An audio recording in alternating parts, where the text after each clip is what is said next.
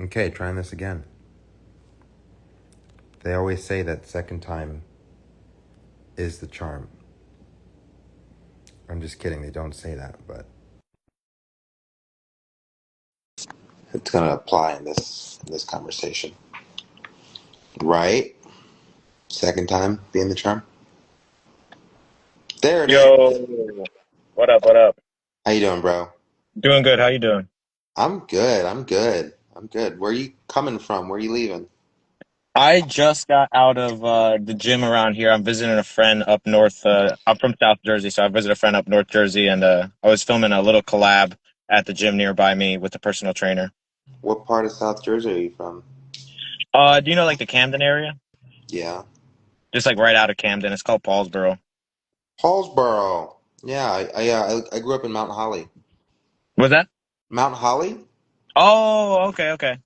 I know where you're from then. Yeah. So you're in Jersey still? No, I'm in LA now. Oh, okay, cool, cool. Yeah. Looks like it's nice out there.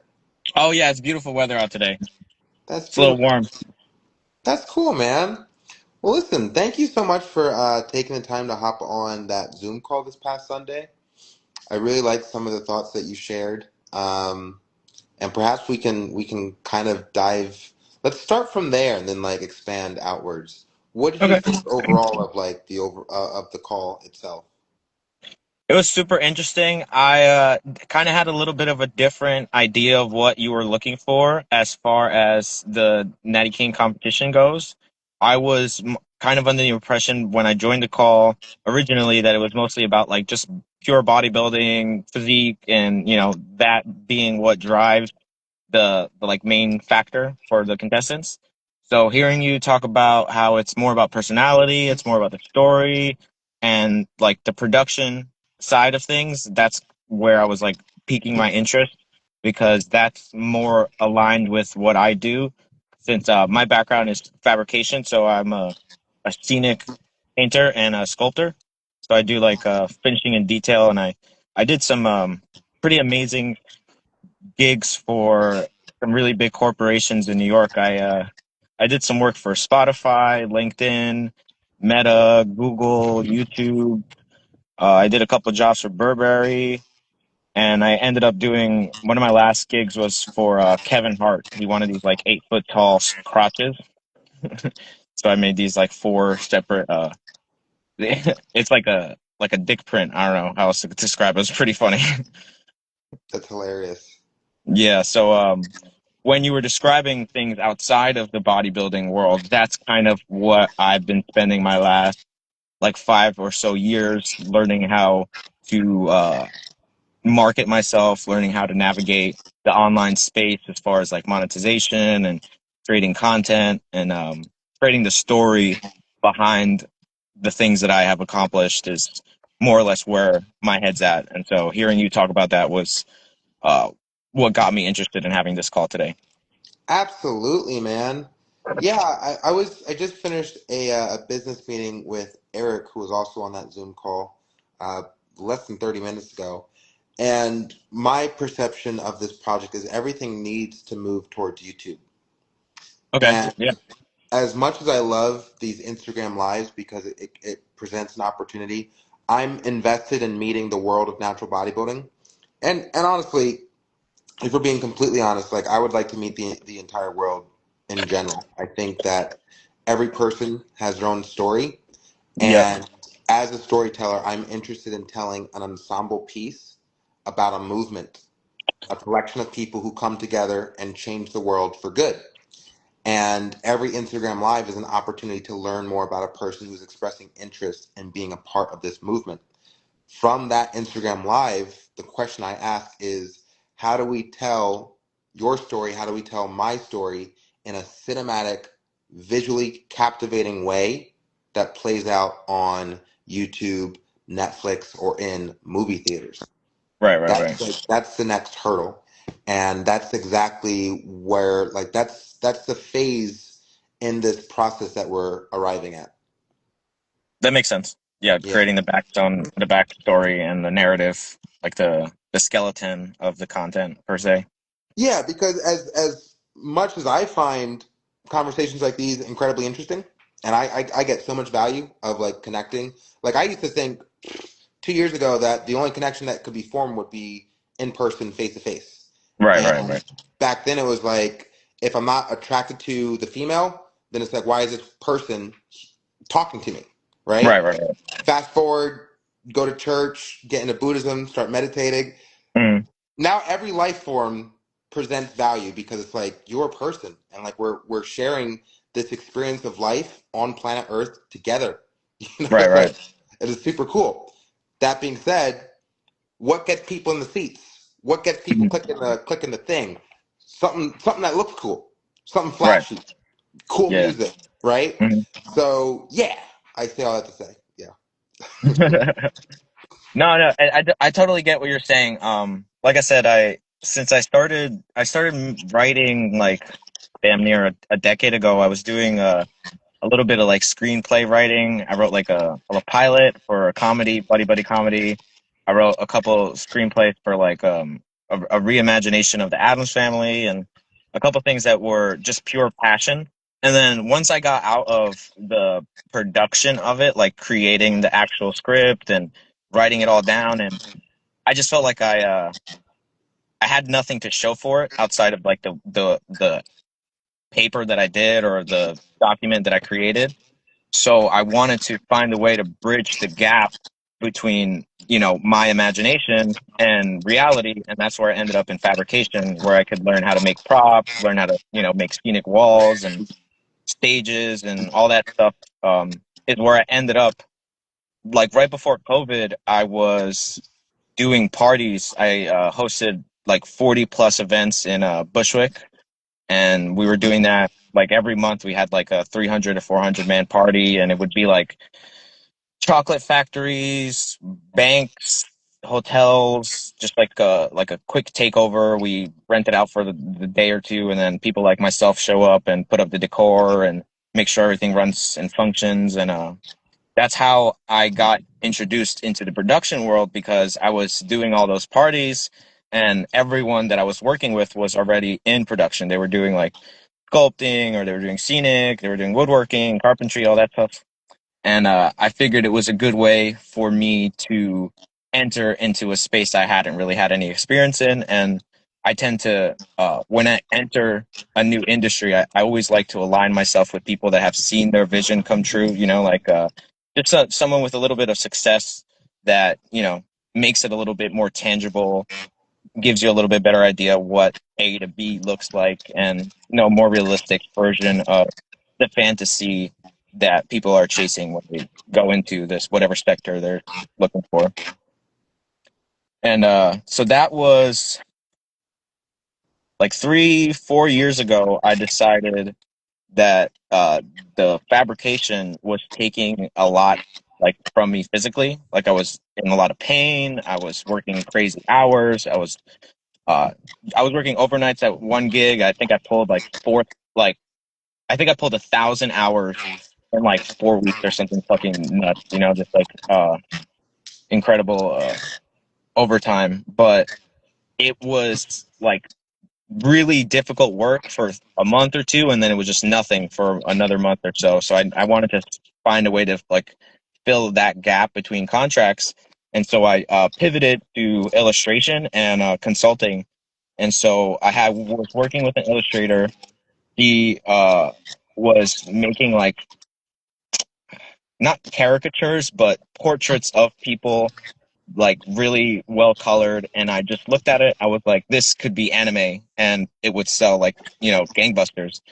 And she didn't really believe in the vision, and I pushed her in the direction, and we ended up creating a little business where we went to like 40 plus like fairs, like different events, like not comic cons, but like those type of events where it's like smaller scale um in the area.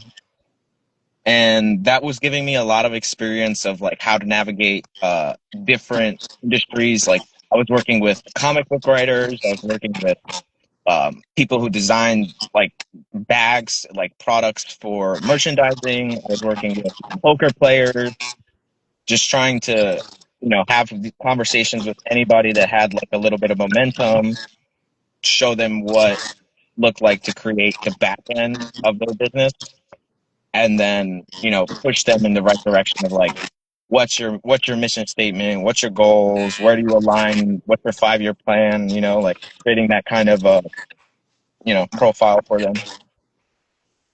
I love that. I love that. Okay, so it sounds like you're a frequent collaborator.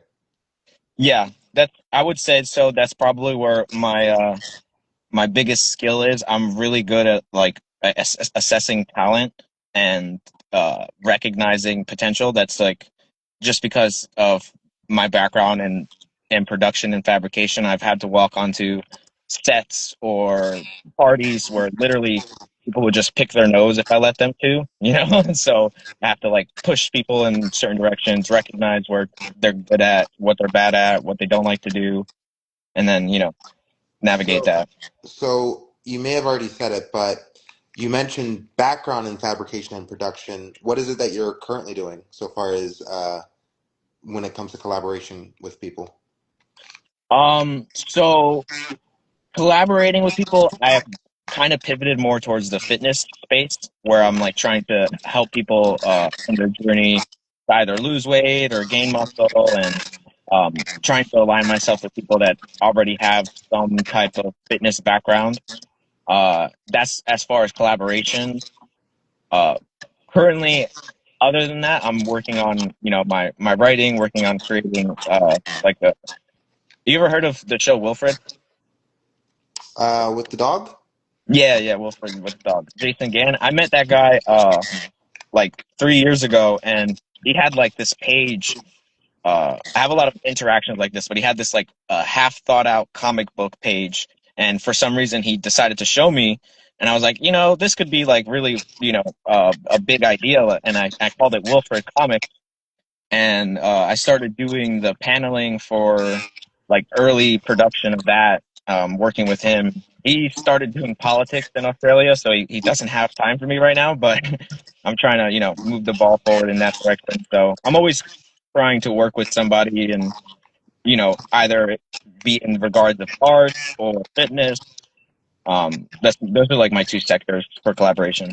Okay. And just to make sure I understand you correctly, you linked up with the creator of Wilfred. He was working on Wilfred as a comic book series, and you were helping him, and then he got tied up with politics.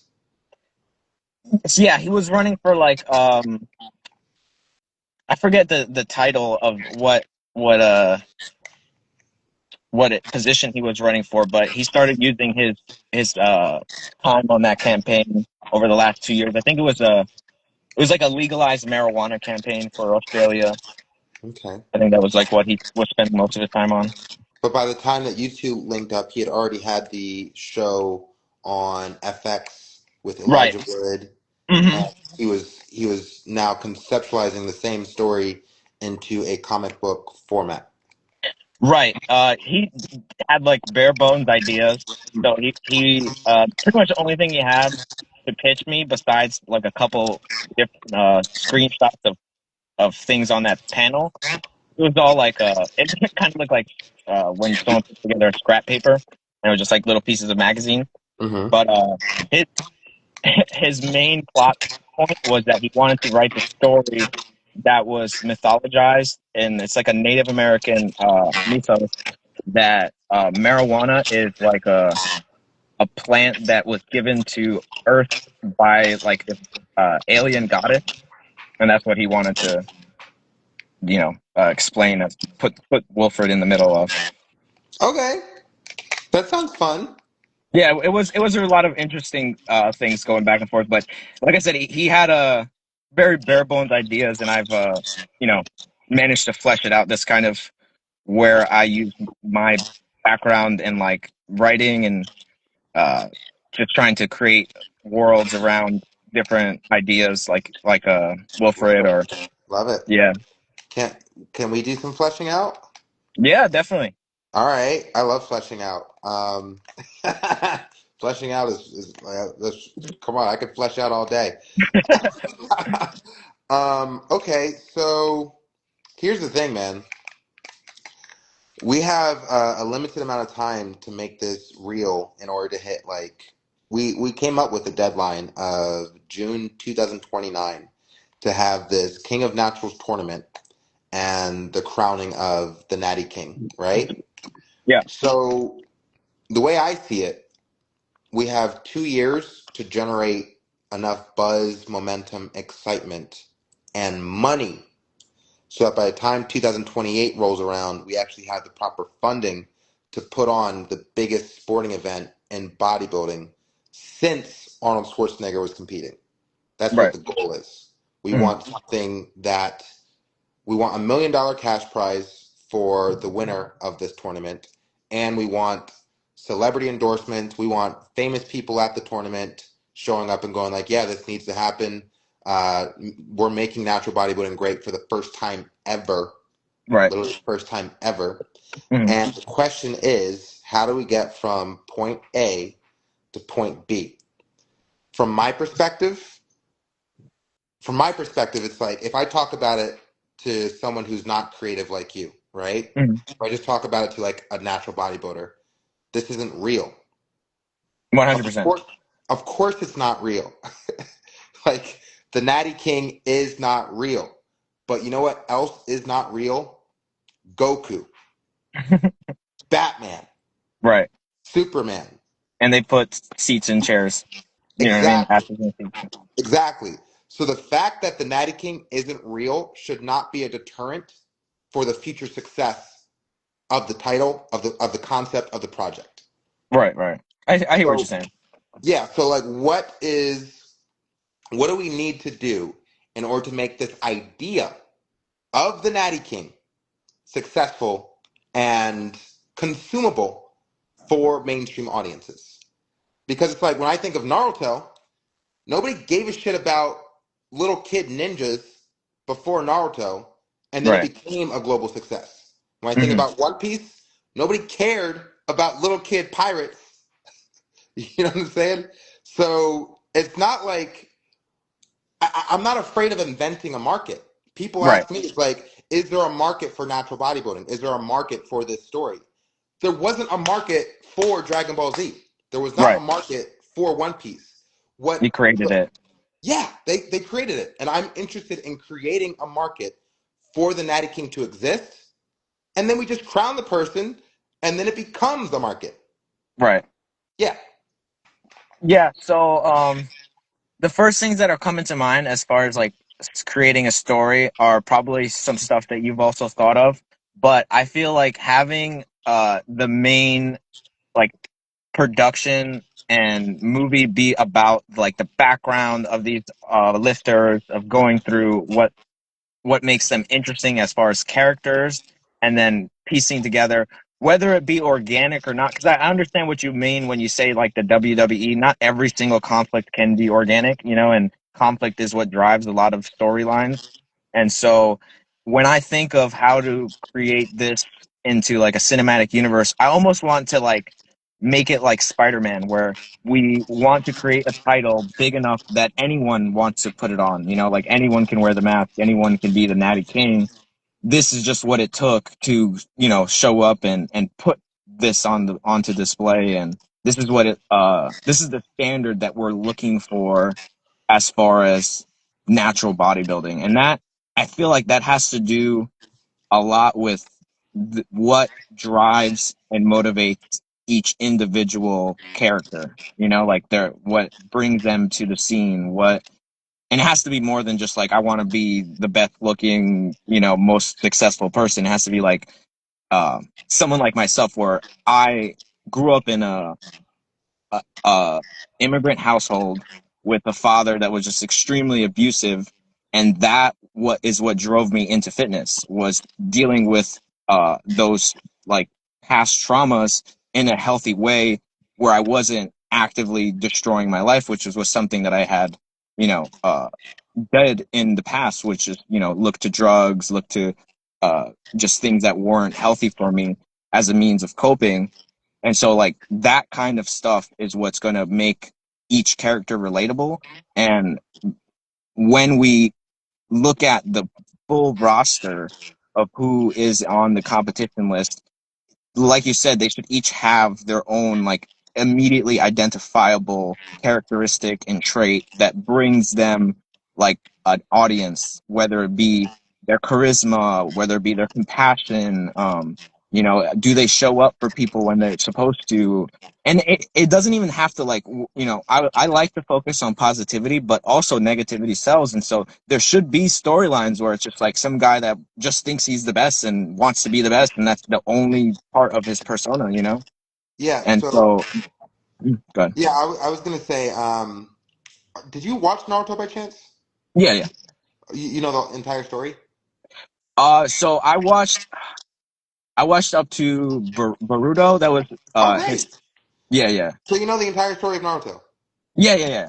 Okay, all right. So I want to break it down for you like this, and based off of everything you're saying, I want to like I haven't explained it to anyone in this way that I'm about to do right now. I just want to get your because I like your brain. Okay, so you know Hashirama, the first Okay. Hokage, and you Hmm. know Uchiha Madara, right? Okay. Okay, so the way I would like to structure this narrative is first off, I want to mythologize the crown, and very similar to the One Ring from Lord of the Rings, I Okay. want to make the object of the crown special. And I want to suggest that in the future, the first crowning of the Natty King, yeah, it's a big moment, but it really just sets the landscape for something that happens further down the line where the true Natty King will be worthy to wear the crown and usher in an era of peace that exists across the land. So I want to put some like Greek inscriptions on it, maybe for like Hmm. Aristotle, where like he who is able to master the three core pillars of persuasion, pathos, ethos, and logos shall be the one true Natty King to unite the land, right? So like that's the scripture on this three ring intertwined circlet crown, right? So it's like Like a it's a Natty magical. King avatar.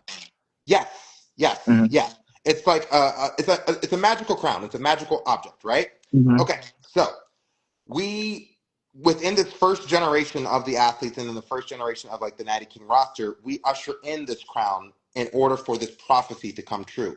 Very similar to like take any freaking prophecy story, Star Wars, Lord of the Rings, yada yada yada, right? So like Hmm. that's why the object has to exist. Going Right. back to Naruto, the first Hokage is Hashirama. Super Hmm. cool dude, super powerful. Like he's just about it, right? Hmm. But his like foil or the conflict, the friction, was his arch nemesis, which was Uchiha Madara, right? Hmm. Genius, super powerful, plotting hundreds of years practically in the future, right? No, literally, yeah. Was not worthy to be the Hokage because he was a bit egotistical Hmm. and had some darkness in his spirit and shit like that, Right, right? right, right. I'm volunteering to play the Uchiha Madara of this story, Hmm. who's got the charisma, he's got the drive, he's got the skill and the power and all the stuff, but he's Hmm. just not right to be the first Hokage Right. because Hashirama is just like an overall better dude, right? Right. He's a better pick, better He's a representative. better pick, right? So the way that I would like to structure the story is I play the Madara role where like I'm plotting decades in advance, right? Hmm. We can actually bring that character back in the future after the entire story has solidified, but we still want to focus on crowning the first Hashirama, which is like a humble, still very charismatic, but like he's got a sense of groundedness, whereas Madara, he's not grounded. No, he's He's just in the sky. exactly, exactly. He's got plans on top of plans on top of plans, right? So that's the character that I resonate with so far as like that's the way that my brain works. Hmm. And it also sets up for like a really great full circle ending when we actually get closer to this is intended to spin off into an anime concept that takes place 20 years in the future. Right. I remember you mentioning that. Yeah, yeah. So essentially, to your point, we would have multiple athletes with different personalities and different places from around the world going for this mythologized object, this crown, to enact the prophecy that becomes realized later down the line. Right. Yeah. Okay, I can see that. Like you're setting in the steps in place in order for someone else to walk down that path with the torch, basically. Correct. Correct. Yeah. So Yeah, that makes a lot essentially, of sense. like, and just to tie it up with like a nice little bow. So you know how like Arnold Schwarzenegger was a bodybuilder first, then a movie star, then a politician, right? Right. So the story that we would say is the true Natty King, let's say 20 years down the line, right? He first gets the crown and then he goes on, that same person goes on to being like a world leader Right. and achieving world peace. But it Hmm. was through the events and the storyline of being crowned the Natty King and mastering the three core pillars of persuasion, pathos, ethos, and logos that he gets the power to be the world leader that achieves world peace. And that's the very purpose of the crown and the very Right. purpose of the Natty King journey. Okay. And so just so that I can like be on the same page with you as far as production, where do you see that story coming together in the timeline of this like 2029 event? Great question. Honestly, we would have it play out in the style of a cinematic docuseries, completely unscripted but very storyboarded, where we're Okay. essentially following my character as I interact with the athletes on the roster and the rest of the fitness world at large to Hmm. tell this story and this narrative, but we do it in a lot more subtle way. The Okay. only thing that we're saying, like on in the docu series, is like, yeah, there's going to be spinoffs. There's going to be a Right. spinoff anime. There's going to be a spinoff feature length film. But what we're actually doing is building the biggest sporting event in bodybuilding history. Like that's Hmm. what we're focused on. And Right. then we allude to the fact like there's going to be like even cooler shit down the road. But right Right. now Right. we're focused on the biggest sporting event in bodybuilding history. Okay. Cool. I so this is again what was interesting to me when we had that Zoom meeting the other day. I specifically, when I was doing my marketing consultation, I would focus on creating a comic book narrative for each of these like IPs and properties that I was working with, because in my mind, things like a even like a 5-page comic strip can tell you everything that you need to know about a company. It can tell you Bro, what their goals are, where yep, their heart is, yep. what their priorities are, and it gives you access to incredible imagery for marketing. And I think that like what I see as far as creating like the manga slash anime for this event would be like the Natty King intro is the anime, like just like a scene from the anime, and then you open up and it's like, to the WWE cage or whatever, like you more or less the stage. I think that makes a lot of sense and very similar to your point. I would have elements of the anime already being worked on if I was working with the people that specialize in animation and things of that Right. nature. Hmm. But to your point, I want to move the content towards YouTube. I want to start focusing on long form content Right, right, right. in the form of like 20-minute cinematic lifestyle type documentaries where it's like Hmm. it looks like a movie, but it plays out like a story driven Right. documentary, Hmm. right? And then if each episode started off with like the anime thing, great, Yeah. fantastic. But it's got to Mhm. be high production no matter what. Right, right, Yeah, 100%. yeah. I see what you're saying, and I think that the level of production will determine like how serious people take it, especially on a platform like YouTube. I feel like what you lose out on sacrificing in production, you lose out in the audience of like the hardcore fan base that is gonna because there's always going to be a percentage of the fan base that sees this for what it is, a big stage, a big story, but there's going to be a smaller percentage of the fan base that is completely enraptured in the idea that we're, creating in the space that we're trying to develop. And I think when you go that extra mile to create the high value production, those are the fan base that you cater to the most, and those are the ones that are going to show up to each event. They're going to buy the merch. They're going to, they're gonna get their own Natty King replica and put it on their head and Yeah, take Instagram videos and stuff like that. yeah, yeah. That's a very good point. Yeah.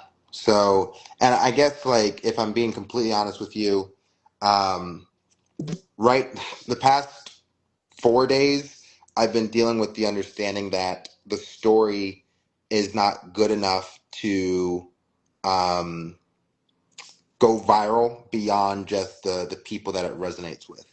Mm, And where I'm now like I gotta basically gear my energy back up or like ramp it back up for like, okay, the story's not good enough. Now we need high production value. yeah, You know, high I get it. production value. Yeah. It And is tough.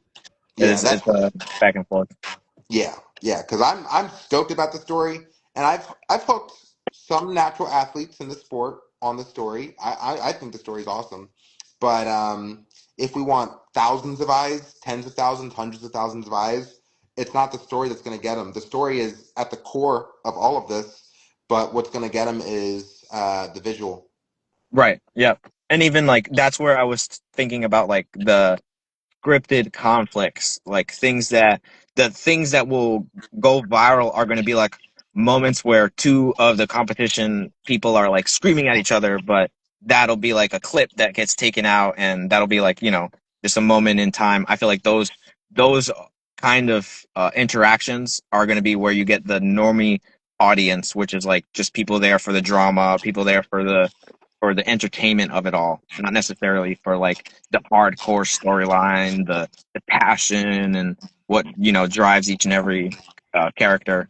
Mm-hmm. Mm-hmm. So I Mm-hmm. feel like there's definitely a lot of play to be had, especially when you're talking about being this like Madura character. You can egg on that ego, and that would lead into like specific interaction types, and just like beforehand, just like the WWE, just be like, hey, this interaction is going to seem really high, and like anxiety, really high, like level of just tension, but it's all for the camera. It's for someone else to pick up on, and try to be like, oh, what's happening here? I think that's genius, and I love that you said that. Because as you were even describing the two athletes screaming at each other, I'm trying to come up with like the context, like why are they screaming at each other? Mm-hmm. But the context is, and like I arrived at this understanding with my roommate yesterday. Like everything I do so far as the character of Shaun Fury, and like my nickname in this Natty verse is the solution. So Okay. it's like Uchiha Mara, the solution, like I'm the solution, right? Mm-hmm. And I am the solution to the steroid epidemic happening Mm-hmm. with the fitness industry, right? Like that's my character. Good or Right. evil, that's completely up to the audience. It has Right. nothing to do with me. You guys decide if I'm good or evil. But my character is the solution. So if you describe two athletes screaming at each other, like flexing and whatever, and like we're trying to figure out like what the hell's going on, it's context. The Right. context is Exactly. this is gonna tell the story. Mm-hmm. No, one That's hundred why we're percent. screaming at each other. Yeah. Yeah. I totally get it, and I think that uh, developing those kind of narratives will be much easier once we have like the core mechanics that drive each individual character. Because like it's silly when you have to kind of take the approach of like a creative writing narrative where you have to imagine these people don't really exist. Like there has to be an element of the character development outside of who they actually are, and it kind of just like shine, almost like emphasizes what they're good at, what they're bad at, and I really like the idea of like the quote unquote villain, because I think when I look back at like the greatest storylines in WWE, a lot of them have to do with a large scale, bigger than life villain that everyone fears the moment that he steps into the space, and so there has to be like something like that in the Natty King world, where there's just someone that the second they walk into the room, everyone's quiet, or they're just like they're in anticipation of something happening because they know that there's a tendency to pop off when this guy shows his face. Right, right. I also think of The Rock. The Rock was first successful as a heel Right, and then right, right. able to transition into a face. And then when I think of like what it is that I'm doing, I do play in this story a Vince McMahon esque character Hmm. because in a lot of ways, in all of the ways, I'm the boss of this entire project. Right, Like it right. came from my brain. It's my creation. So Vince McMahon plays a heel boss. Shaun Fury plays a heel boss. Hmm. Only in his head, this is for the greater good. This is to save bodybuilding. This is to save the fitness industry. Granted, it works because every bad guy thinks that they're a good guy. Right, right. They're So just passionate. yeah, I'm incredibly passionate about this. Personally, I don't think I'm a bad guy. But if I have to play the role of a bad guy in order to tell this story effectively and get the traction that's required, I will Mhm. play the role of a bad guy. Yeah, yeah. And I think also that is going to be one of those things that like once the roster's locked in, our big bad will, make itself present and like aware, like just the energy between the dynamics of the characters that are at play. I think um I definitely like the Vince McMahon one to one that you're talking about. That's super interesting because then that gives you almost like a holier than thou. You enter a room and you're like, oh, if you guys are even talking about, steroids in here, I want you fucking out of this program. I'm the one that decides your fate, and then that still uh, giving you that role still leaves up an availability for a couple more like like secondary, evil characters that are just like driven by their passion and they're willing to sacrifice anything. 'Cause that's honestly, I feel like if you had to pinpoint the difference between a good and evil character is the evil character will has no principle in what it's willing to sacrifice. Like anything for this bottom line is worth it. Like that's what in my mind draws like the line between the hero and the anti-hero Yeah. is like an anti-hero doesn't care if you see him as the good guy or the bad guy. He Hmm. just knows that his goal is where he wants to be and whatever it takes to get there, whether it be sacrificing himself, sacrificing the people he loves, that's it. And I think that is what draws like the energy that people are attracted to when they like are observing and witnessing a villain character. Right. Yeah. It's like Yeah. that unrelenting tenacity. Yes. So the thing that I'm definitely going to be having to like one of many hurdles that I'll have to overcome is like you, I have a production background. I have a Mhm. performance background. I've been acting since I was 12. So Okay. like I'm very familiar with the theater and filmmaking and stuff like Hmm. that. The athletes that I'm recruiting onto this roster and asking them to be a part of this project don't. Right. Yeah. And That's very common. yeah, so it is. I'm starting to perceive that this is a big ask of them to kind of jump out of this natural bodybuilding space that to me it's a dead end. It's a dead end. Like there is no like top of the food chain in natural bodybuilding. The like Right. the best thing that you can experience is a world champion a world championship title in WMBF or maybe with Ben Wieters, now that being a big deal, and then you get to coach clients and like that's it. No, yeah, There's, I totally agree. The roadmap as a natural bodybuilder, either it ends in maintaining your natural status, or you end up doing steroids and trying to hit the Olympia. right. Yeah. So like I invented this project to just kind of breathe some life into the sport and to Hmm. create an opportunity for younger audiences. Like this is designed like in the same way that Naruto, like who was the target audience for Naruto? Who's the target audience for WWE? Like Hmm. we're looking at these frameworks and we're asking ourselves a question: who are we looking to target so far as like who wants to watch this story? It's younger audiences. So Yeah, they one hundred see, percent.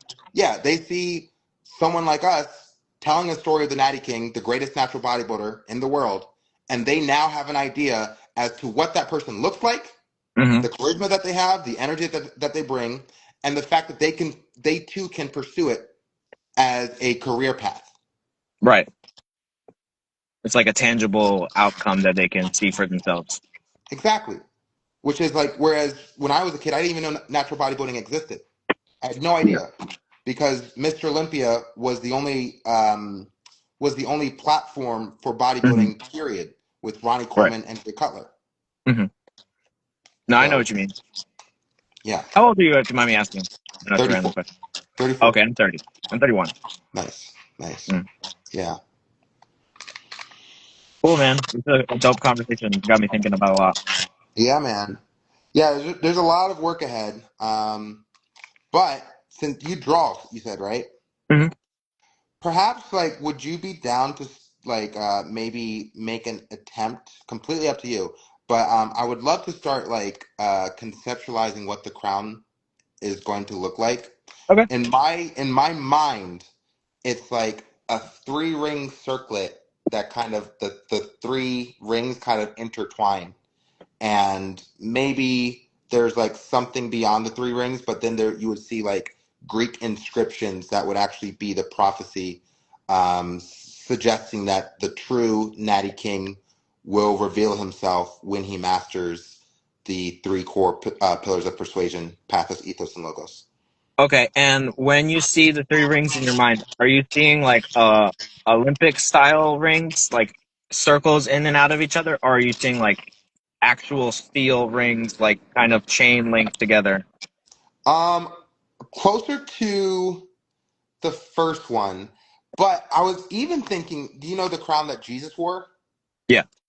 Almost like that, where like the three rings are kind of interwoven. Mm. Okay. Yeah. I'll I'll look up some reference things and I'll send them your way. That's usually how I go about these projects. I'll put together some art styles for you to look at, and you decide which direction you want me to push it in, and Okay. I can sketch out, pretty much anything.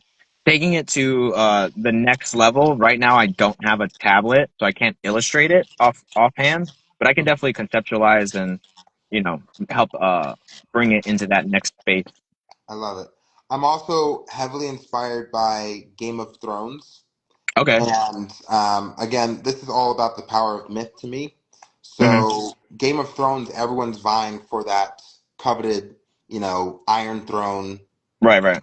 King of Westeros and stuff like that. So I think of like, if we have that object, if the object exists in reality, every single step it takes us closer to actually the Natty King being real. Like right now, it's just an idea, it's a concept, it's a notion, it's a wind. It's just like a whisper in the air.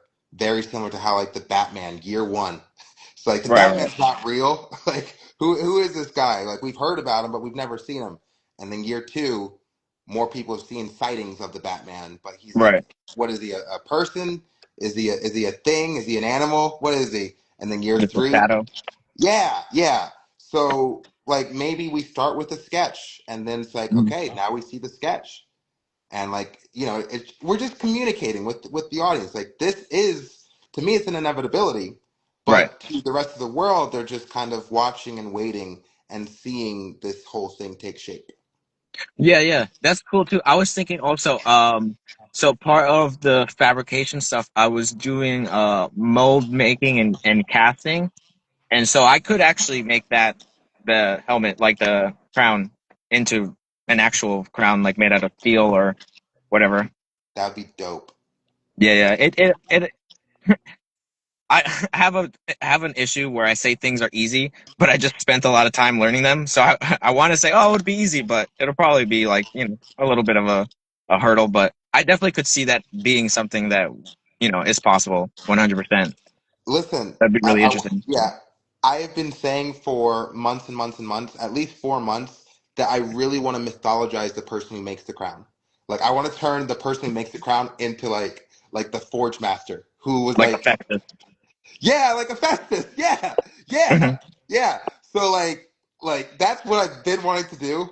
Hmm. So shit, man, this is the start of it. That's cool. Yeah.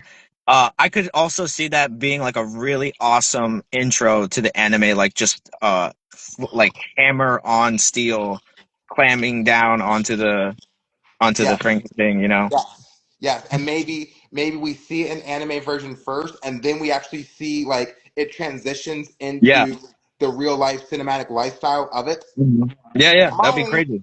yeah, and you've got like a Forge Master look. I appreciate that. Yeah, yeah. Yeah.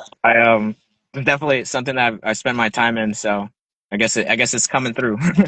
No, I can actually see it already. So I actually really like that with the beginning. We actually create the beginning around the crown because Right, the crown is the thing. The crown is the right, thing. Just like the One Ring in Lord of the Rings is the thing, right? So the intro for each episode starts with the crown, and maybe it first starts out as an anime, then it segues into the visual, like cinematic version of you making the crown, right. and then you tell the story. No, yeah, I get that 100%. And it would be an interesting way to have like an underlying tie-in to the plots of the docuseries where it's like we're looking for the crown maker, we're looking for the materials, we're looking for Oh all of yeah, the pieces that yeah, bring together the crown, you know, the ideology and yes. all that. And there's probably just to like add a little bit to that, I think there should be a point where like where we make the crown is important. Like as part of the mythology, like we have to go to a special place to make the crown, you know? Oh I think that's yeah, interesting. yeah, kind of like Mount Doom. Exactly, exactly. Yes, yeah, yeah. I don't know. I'm just thinking out loud, but like something like the Mecca, like we Yeah, create our own Mecca. We have our own right. Mecca. Yeah, Hmm. one hundred I see percent. what you're Yeah, 100%. You get it. saying. The power Yeah, of myth. that's why I was really delighted when you were started talking about things outside of bodybuilding because not for nothing I've only been back into the fitness space for like the last 3 years. I was really heavy into bodybuilding out of high school, but life just happened, and so now I could see myself being ready for something stage like in by 2029, but like my mind and my skill set are 100% catered to creating events and production and creating multimedia for these like large scale operations is Absolutely. 100% like Yeah, up my alley. yeah. I've been looking for a Forge Master for 4 months. Oh, okay, Yeah, nice. yeah, I'm glad I could help you in that regard. yeah. No, this is a big recruit. Cool. Yeah, Yeah, man. that's awesome. Okay, well, let's stay in contact. I'm gonna shoot you over my number so we can stay in communication. Super cool Yeah. that you're in Jersey. My dad is still over in Jersey, so maybe shit, Okay, we might even link up within like the next couple of months. Who knows? You that'd know? be crazy. Yeah, yeah. But I would love all that. right. Yeah, I'll send you my number. I'm super stoked. This was a great conversation, and let's just keep this door communication open. Yeah. The chains of Yeah. communication. Yes, yes. I'm gonna send you some references stuff and try to get your approval on that and we'll start working on designing that crown. I love it. I love it, man. All right, man. You have a great day. Thanks again for your call. Same to you. I'll talk to you soon. Talk to you soon. All right. Bye. Bye bye.